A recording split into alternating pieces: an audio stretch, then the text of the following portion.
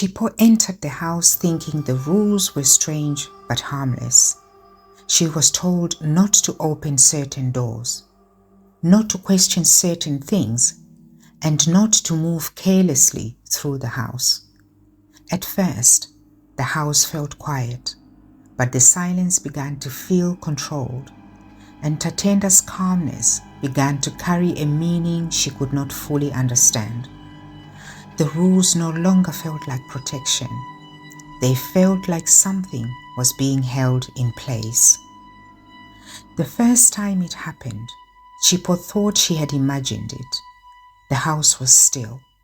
The silence remained unbroken, and yet something inside it had shifted in a way that refused to settle into doubt, because whatever had moved had not done so by accident. After that moment, the house no longer felt the same. The quietness did not feel natural. It felt deliberate, as though something inside the house was being held in place, and that control could shift at any time. As the day unfolded, Chipo began to notice patterns in the silence, in the structure of the house, and in the way Tatenda moved with quiet precision. By the time night returned, the sense of unease had fully settled, and the space around her no longer felt like something she could ignore.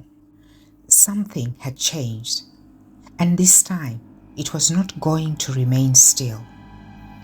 The moment the door moved, Chipo stepped back so quickly that her shoulder struck the wall behind her, and the sharp contact barely registered because her mind had already gone somewhere else, somewhere deeper, somewhere that understood what had just happened before she was ready to accept it.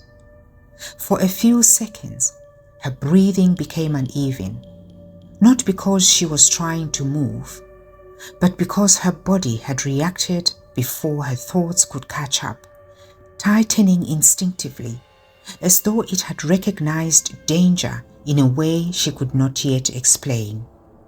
The door had moved. That fact remained steady in her mind, refusing to weaken, refusing to turn into doubt or uncertainty, because there was no wind, no sound of anything shifting in the house, no reason at all for it to respond in the way it had. It had not opened fully, and it had not made a sound, but it had shifted just enough, just slightly, as though something behind it had pressed against it in response to her presence. She remained where she was, her eyes fixed on the door, her body held in place by something that felt stronger than fear, something closer to disbelief that had not yet settled into understanding. The hallway around her was quiet, but the silence no longer felt neutral, because it carried a presence that she could not ignore, something that seemed to stretch across the space, connecting her to the door in a way that made it difficult to look away.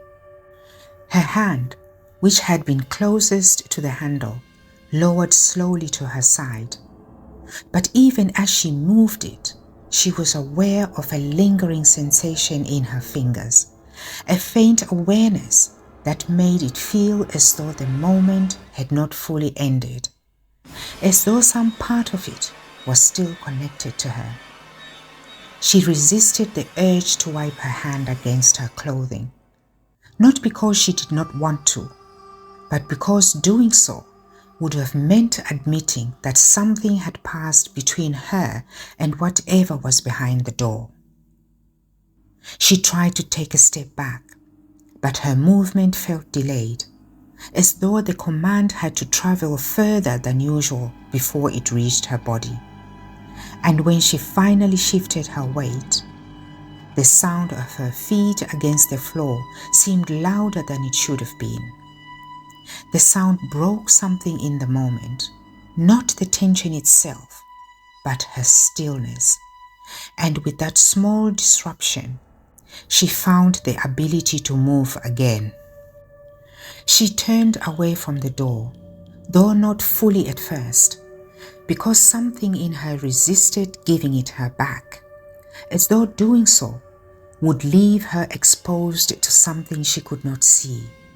Instead, she stepped sideways, increasing the distance between herself and the door while keeping it within her view, her eyes returning to it again and again as though she expected it to move once more. But it did not. It remained closed, still, and unchanged in appearance, yet the knowledge of what she had felt remained fixed in her mind, stronger now than the need to confirm it again. She moved more quickly after that, her steps no longer measured, her awareness no longer focused on quiet control, because her only intention was to leave the hallway and create distance between herself and the door. When she reached the bedroom, she closed the door behind her more firmly than she had intended, the sound echoing slightly before settling into silence again. And for a few seconds, she remained where she was, her back against the door, her breathing slowly beginning to steady as the immediate tension faded into something deeper, something more difficult to name. She listened, but not for footsteps, not for movement in the usual sense, but for anything that might suggest that what she had experienced was not contained to that moment alone. The house gave her nothing in return. No sound, no shift, no indication that anything had followed her. And yet, the absence of sound did not reassure her in the way it once would have, because she had felt something respond, and that could not be undone by silence. Slowly, she moved towards the bed, her thoughts beginning to form again, though they did not bring clarity. Instead, they circled around the same point, returning again and again to the same understanding, because no matter how she approached it, no matter how she tried to shape it into something else, it remained unchanged. Something had been behind that door, and it was aware of her. She sat on the edge of the bed, her hands resting lightly on her knees, her posture still, her gaze unfocused as she tried to bring some kind of explanation into place, something that would allow her to move past what she had felt without carrying it forward. But every attempt she made felt incomplete, because it required her to ignore something that had been too clear to dismiss. Time passed, though she did not measure it, because her attention had shifted inward, settling into a quiet tension that did not rise or fall, but remained steady, as though it had found a place within her and chosen to stay there. By the time she heard the sound of the door later that night, she had already made a decision, not because she was certain of it, but because it was the only option that allowed her to remain where she was. She would not say anything to Tatenda. When he entered the room, his presence filled the space in the same calm, controlled way it always had, his movements measured, his expression composed, and for a brief moment she watched him without reacting, studying the familiarity of him in a way she had not done before. He greeted her, his voice steady, his tone unchanged, and she responded in the same way, matching his calmness even though her thoughts had already moved beyond it. As he moved through the room, setting things down, taking off his jacket, speaking in a way that required no real response, she found herself observing him more closely, noticing the details she had once overlooked, the precision in his actions, the quiet awareness in which he moved through the space, as though nothing around him existed without his knowledge. For the first time, a thought began to form that she had not allowed to consider before, and as it settled into place, it did not arrive suddenly, but gradually, as though it had been building quietly beneath everything else, waiting for the moment when she could no longer avoid it. If something was behind that door, then he knew. And if he knew, then everything she had accepted without question was no longer something she could trust in the same way. The next morning did not feel like a new day, because whatever had happened in the hallway had followed Chipo into it, settling into the light, the rooms, and the spaces between ordinary movements. The sun came through the windows as it always did, touching the polished floors, but even that brightness felt weak against the weight that had remained inside her since the night before. She moved carefully, not because anyone had told her to, but because her body now understood the house differently. Every sound seemed sharper than usual. The soft movement of her feet against the floor, the faint shift of fabric as she walked, the distant settling of the walls.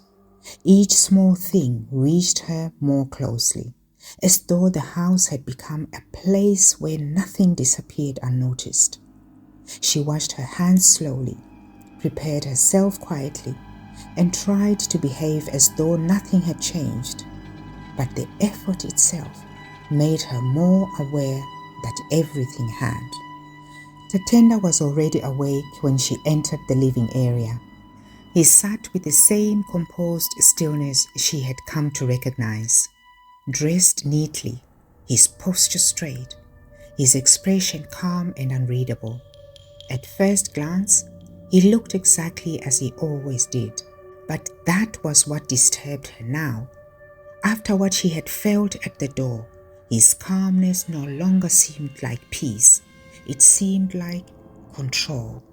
He looked up as she entered and greeted her in a quiet voice. There was nothing unusual in his words, nothing that anyone else would have questioned.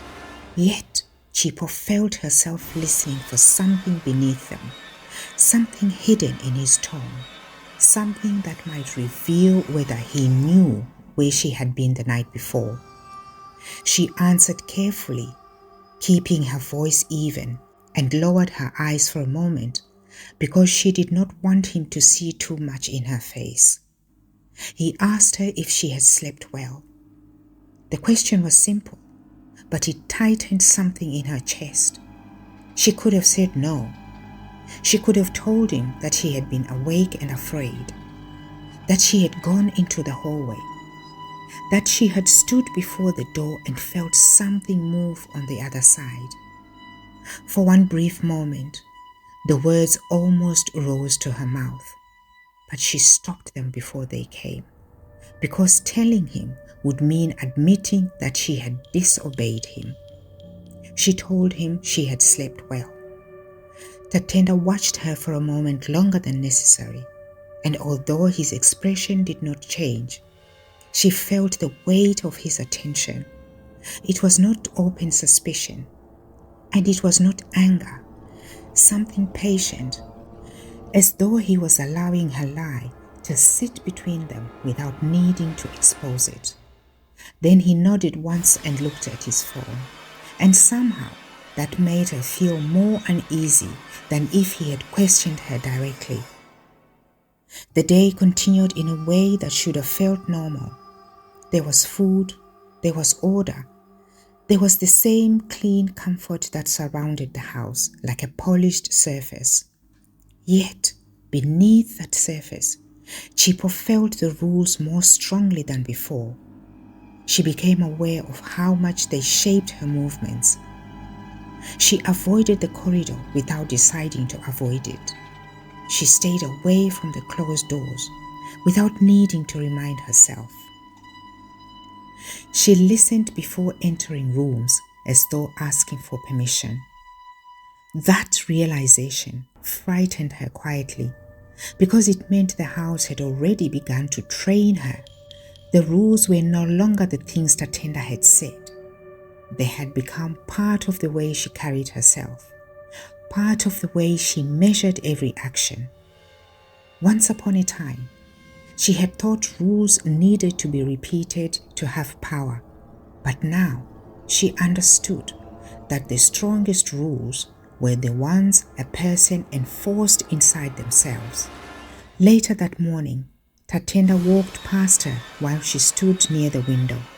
He did not stop, but his presence changed the space around her. She felt it before she looked at him. The same controlled energy, the same quiet authority that never needed to raise itself.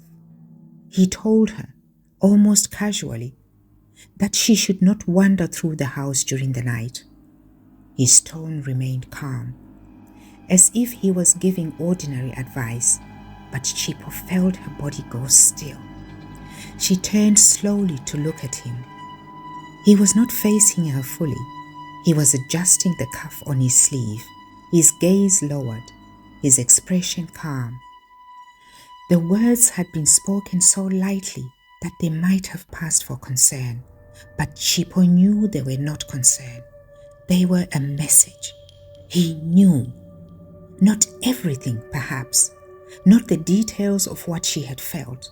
Not the way the door had responded. Not the way fear had moved through her body. But he knew enough. He knew that she had left the bedroom. He knew that she had gone where she was not meant to go.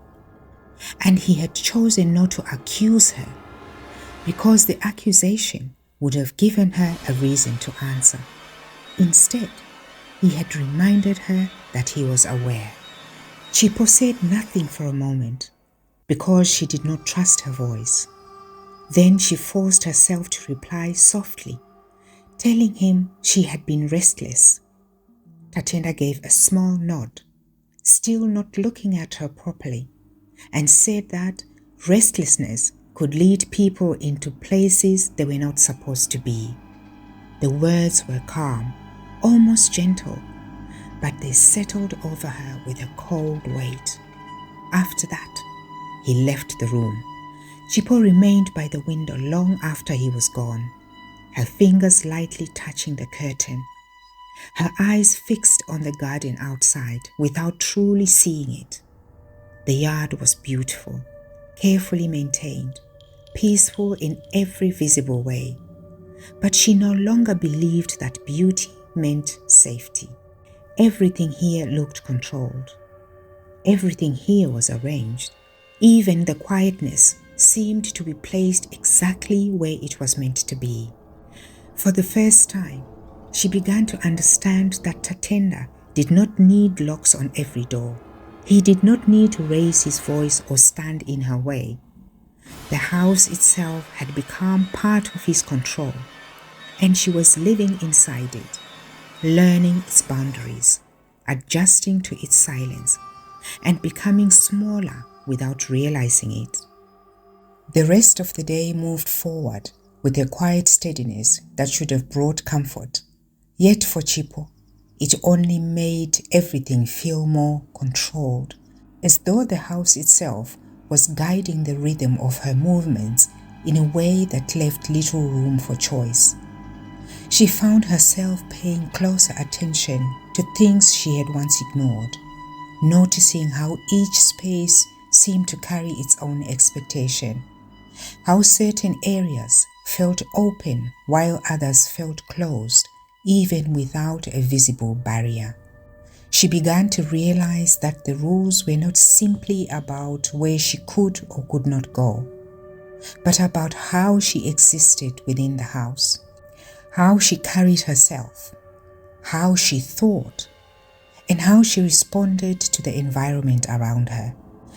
It was not something that happened suddenly. It had been building gradually, settling into her behavior in ways that felt natural at first, until now, when she could see it more clearly, and that clarity made it difficult to ignore.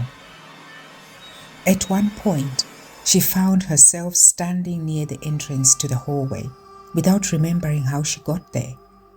She had not made a decision to walk in that direction, and yet her body had brought her close enough to feel the familiar tension return, the same quiet pressure that seemed to gather around that part of the house.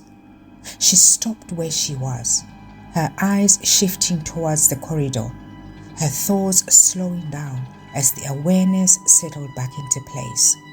She did not step forward, not immediately. Instead, she stood there, caught between the instinct to turn away and the pull that had been growing stronger with each passing moment. The memory of what she had felt the night before remained clear, and although it should have pushed her back, it seemed to have done the opposite, because now that she knew something was there, the absence of understanding felt more difficult to accept than the fear itself. She told herself she would not go back. She repeated the thought quietly, not aloud, but firmly enough that it should have held.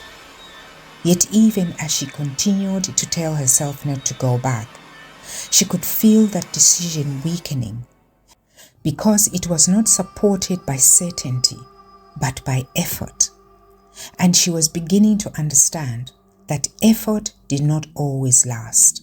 She moved away from the hallway after a few seconds, choosing distance, choosing control.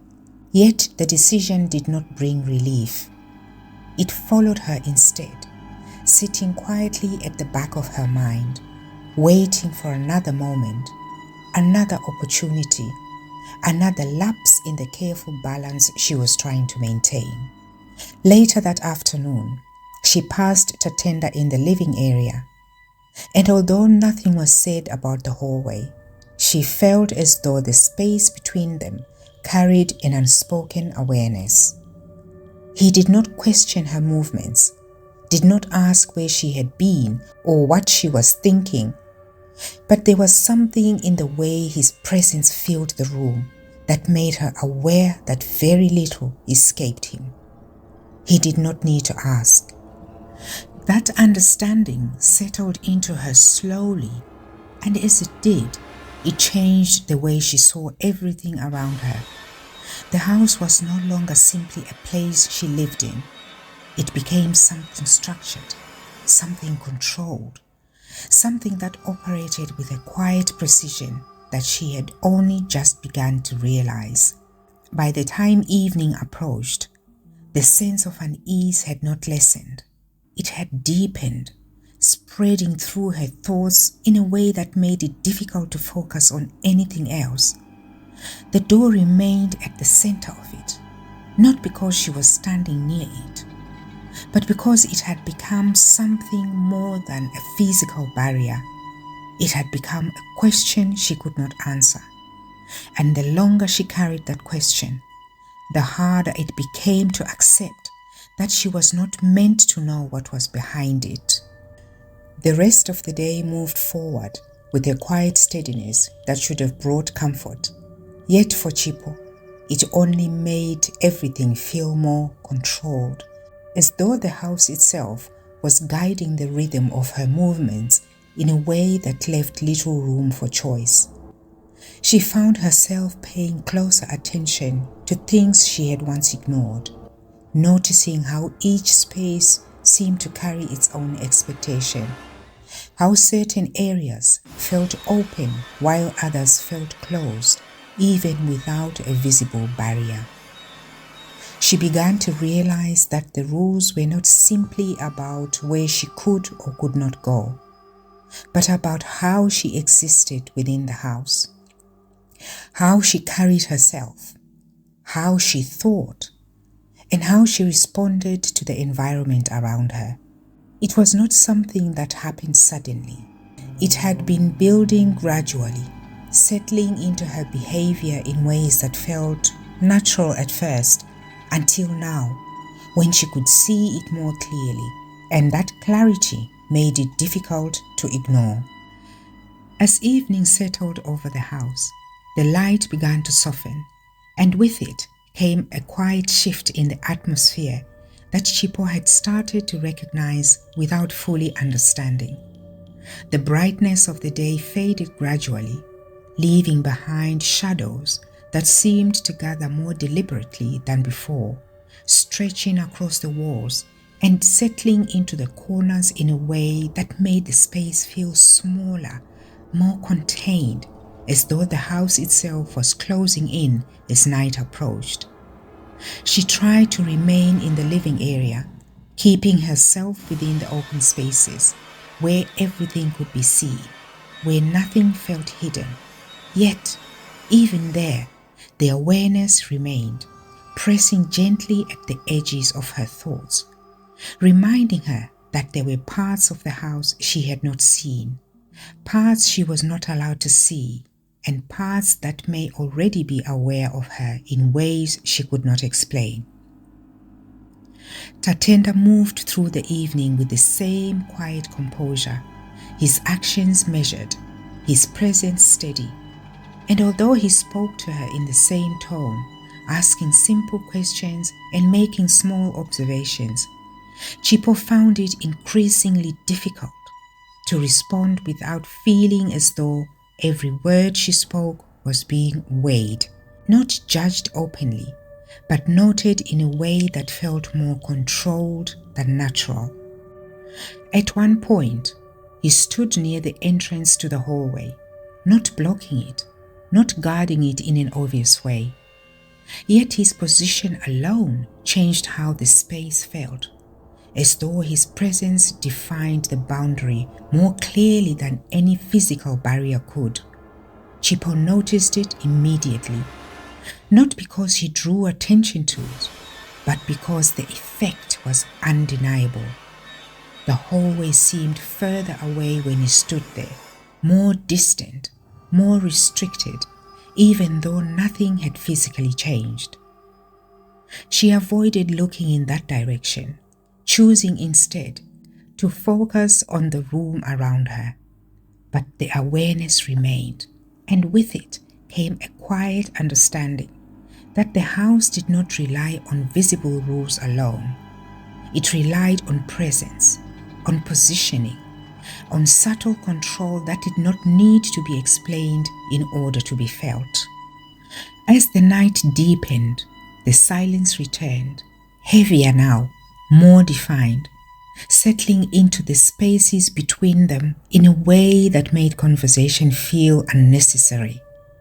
When Tatenda eventually moved away from the hallway, Chipo felt the shift immediately, not as relief, but as an opening, a quiet change that made the distance between her and the corridor feel less fixed. She told herself she would not respond to it. She remained where she was, keeping her focus steady, yet the pull returned, not sudden, not forceful, but persistent, building slowly until it became difficult to ignore. The memory of the door was no longer just a memory. It had become something active within her, something that responded to the quietness, something that seemed to grow stronger the longer she tried to suppress it. When Tatenda finally retired for the night, leaving her alone in the main part of the house, the silence shifted again, becoming deeper and more complete, as though the house had settled into itself in a way that only happened when he was no longer present. For a moment, she remained still, aware of the space around her, aware of her own breathing, aware of the fact that she was not alone.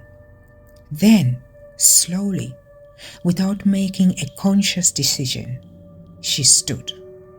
Her movement felt inevitable, as though it had been waiting for this moment, waiting for the house to be completely quiet, waiting for him to leave in order to create the space she needed.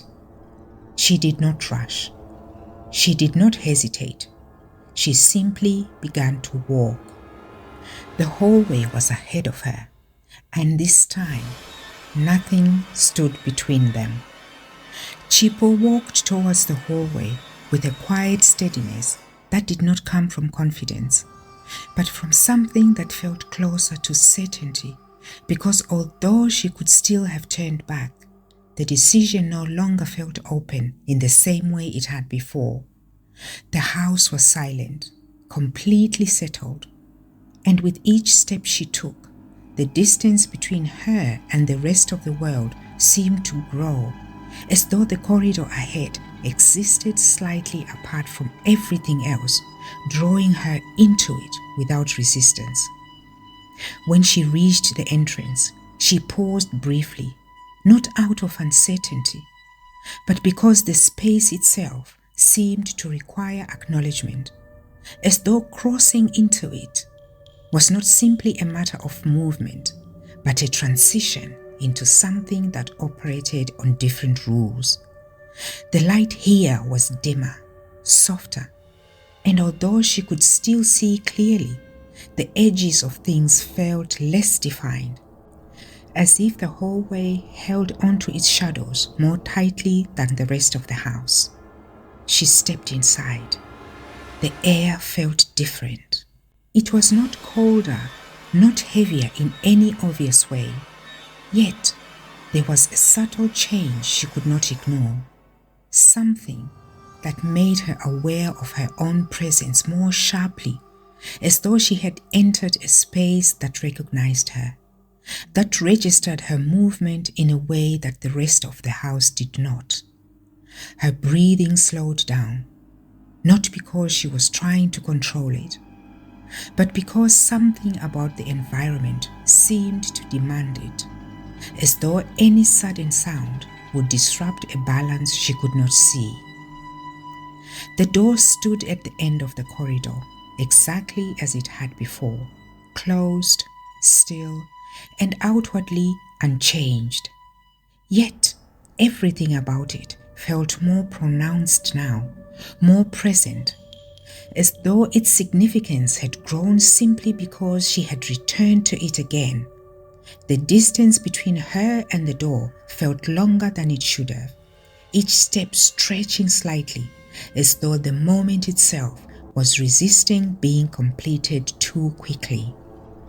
She moved forward carefully, not because she feared making noise, but because she had begun to understand that this space was not indifferent to her actions. Each step felt observed, not in a way that could be proven, but in a way that could not be dismissed. The silence did not break, but it shifted subtly, adjusting around her as she approached. When she finally reached the door, she did not stop immediately. Instead, she allowed herself to move slightly past it, positioning herself just to the side, as though avoiding facing it directly might delay what she knew was coming. Her eyes remained fixed on it, her awareness fully centered on the stillness of the wood, the faint lines on its surface, the quiet presence that seemed to rest just beyond it.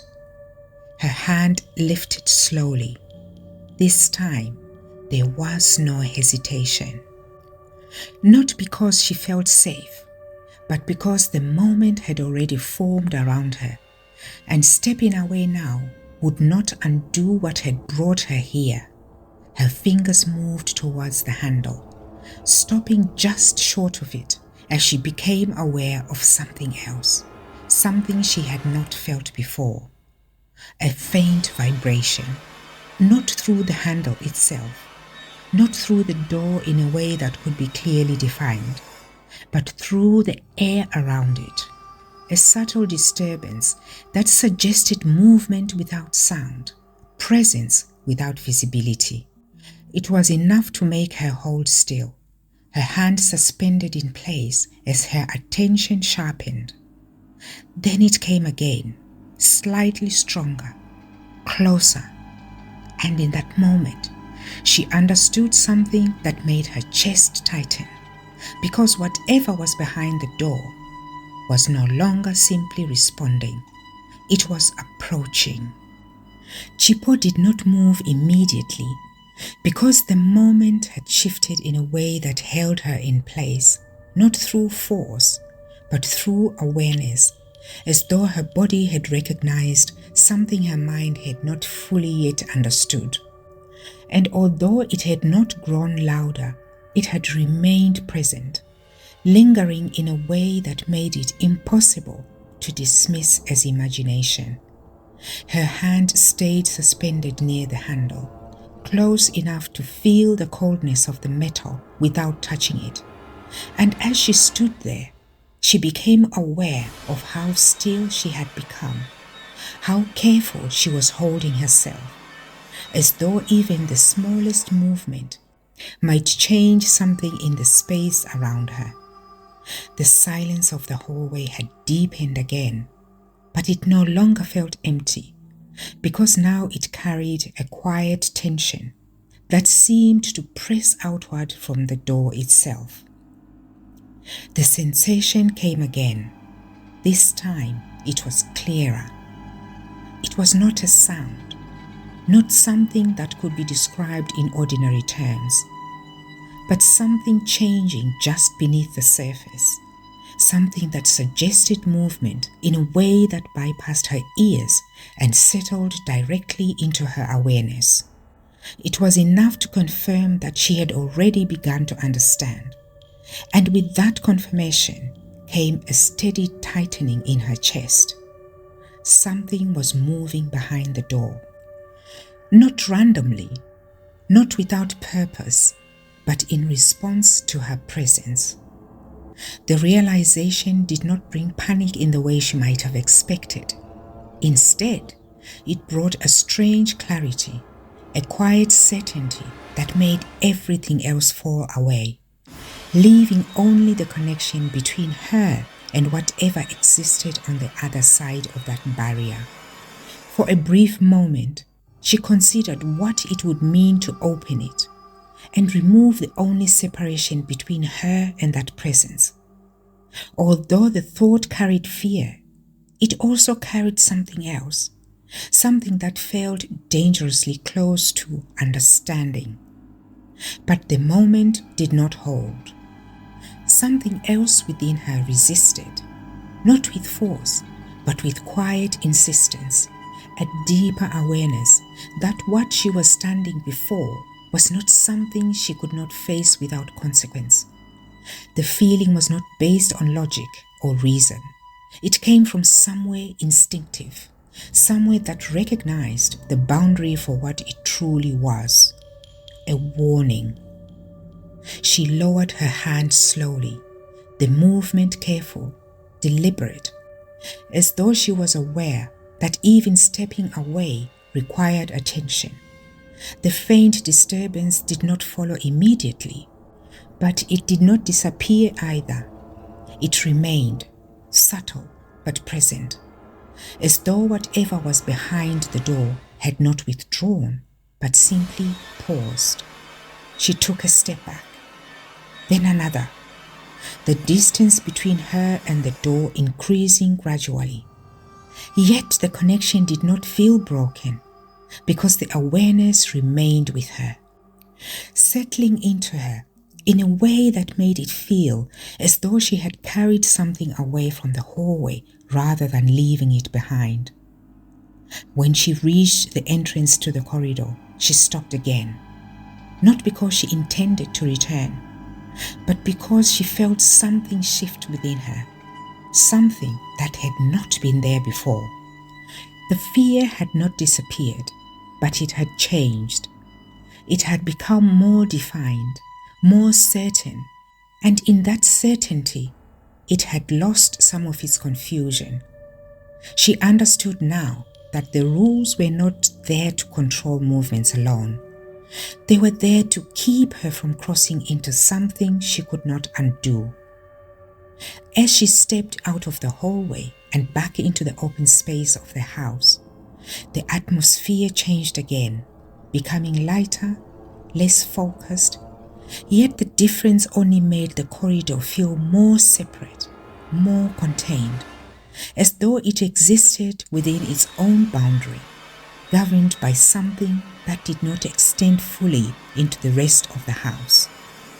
She did not look back immediately, not because she was no longer afraid, but because she had begun to understand that what lay behind her was not something that needed to be seen to remain present. It was already part of the space she occupied, part of the house, part of the quiet structure that surrounded everything within it. And now, it was part of her awareness as well. Chipo did not return to the bedroom straight away because something in her resisted the idea of closing herself off again, as though stepping back into that space would not create distance, but only deepen the feeling that she was moving within boundaries she did not fully understand. Instead, she remained in the open part of the house, standing still for a moment, allowing herself to breathe, to settle, while her thoughts moved slowly, carefully, trying to arrange themselves into something that made sense. The experience in the hallway had not ended when she stepped away from the door. It had followed her, not as a sound or a visible presence, but as a quiet awareness that lingered just beneath the surface of everything else. It changed the way the house felt around her, turning familiar spaces into something slightly altered, something that no longer existed in the same way it had before. She began to move again, not toward any specific place, but simply to avoid standing still, because now stillness carried too much weight. As she passed through the living area, her eyes moved over the room more carefully than before, taking in the arrangement of objects, the neatness of the space, the quiet order that seemed to define everything within it. Nothing was out of place, nothing suggested disturbance, and yet that perfection itself felt unnatural, as though it had been maintained with a level of control that left no room for anything unexpected. She paused near the piano, her attention drawn not to anything specific, but to the absence of irregularity. Everything in the house had its place. Everything remained exactly where it was meant to be. There was no signs of careless movement, no indication that anything existed here without being accounted for. Even the silence seemed placed, as though it had been allowed to settle only where it would not disrupt the order. The thought unsettled her more than she expected, because it suggested something she had not fully considered before. This house did not simply contain rules, it operated on them. The rules were not an addition to the space, they were part of its structure, part of what held everything together. And if that was true, then the door was not separate from that structure. It was central to it. She moved away from the piano slowly, her thoughts shifting again, returning to Tatenda, because no matter how she tried to understand the house, it always led back to him. He was the one who had brought her here. He was the one who had set the boundaries. He was the one who had chosen what she was allowed to see and what she was not. Yet the more she thought about it, the more she realized that his control did not feel forced. It did not feel like something he had imposed. It felt as though he was part of the system himself, moving with it as naturally as the house did, as though he understood it in a way that went beyond simple authority. That thought stayed with her as she finally returned to the bedroom, closing the door behind her with a quiet movement that carried more awareness than before. She sat on the edge of the bed again, her posture still, her gaze lowered slightly, and allowed the silence to settle around her once more. This time, it did not feel empty. it felt connected. For a long time, she remained there, not moving, allowing the weight of everything she had experienced to settle into place. And as it did, one understanding began to form more clearly than before, not as a sudden realization, but as something that had been building steadily beneath everything else. The rules were not there to protect the house from her. They were there to protect her from something within it. And the more she thought about that, the more difficult it became to decide which possibility was more unsettling. Because if the rules were meant to keep her safe, then whatever was behind the door was far more dangerous than she had first imagined. But if the rules were meant to keep something contained, then it meant the house was not just holding it, it was hiding it. That night, Chipo did not sleep in the way she once had, because even when she closed her eyes, her awareness remained close to the surface, never fully settling, never fully releasing its hold on the house around her. The silence felt deeper than before, not because it had changed in any obvious way, but because it now carried a presence she could no longer separate from her own thoughts, something that stayed with her even in the moments when she tried to rest. At some point, without knowing exactly when, she opened her eyes, and for a few seconds she remained still, allowing the darkness of the room to come into focus while she listened carefully, not for sound alone, but for any shift that might confirm what she already felt. The room appeared unchanged, the familiar shapes resting quietly in place. Yet, the sense of awareness had not faded, and instead seemed to have settled more firmly into the space around her. She sat up slowly, her movements controlled, her breathing steady, as though she understood that whatever existed beyond her immediate surroundings did not rely on sound to register her presence. The bedroom door stood closed, exactly as it always had. Yet it no longer felt like a simple barrier, because now it carried a different meaning, one that placed the decision in her hands rather than leaving it outside her control. For a moment, she remained where she was, her thoughts returning to everything she had experienced, moving carefully through each memory without allowing herself to look away from any part of it.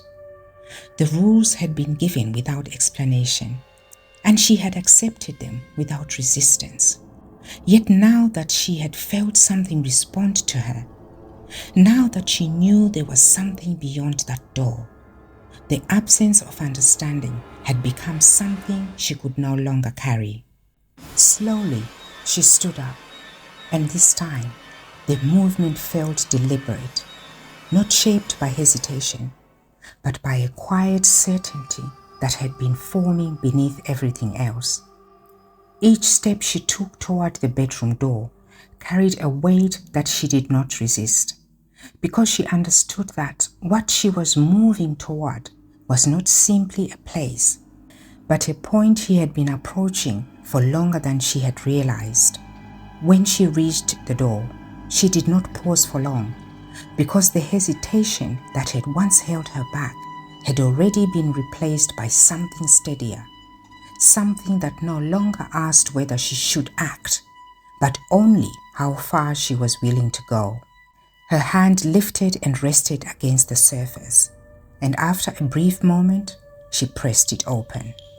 The hallway beyond remained quiet and unchanged in appearance, yet the moment she stepped into it, the feeling returned with greater clarity, as though whatever had been aware of her before now was closer, more focused, more certain of her presence within its space.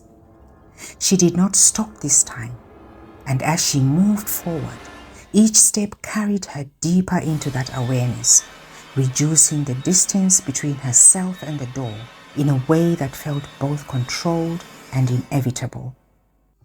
The air shifted subtly as she approached, not in a way that could be seen, but in a way that could be felt. And as the space around her adjusted, she became aware that the silence itself had changed, becoming more concentrated, more directed, as though it no longer spread evenly throughout the house, but gathered at a single point. When she reached the door, she stood directly in front of it, her body still, her attention fully centered, and for the first time, she allowed herself to remain in that position without trying to reduce the moment into something smaller or more manageable.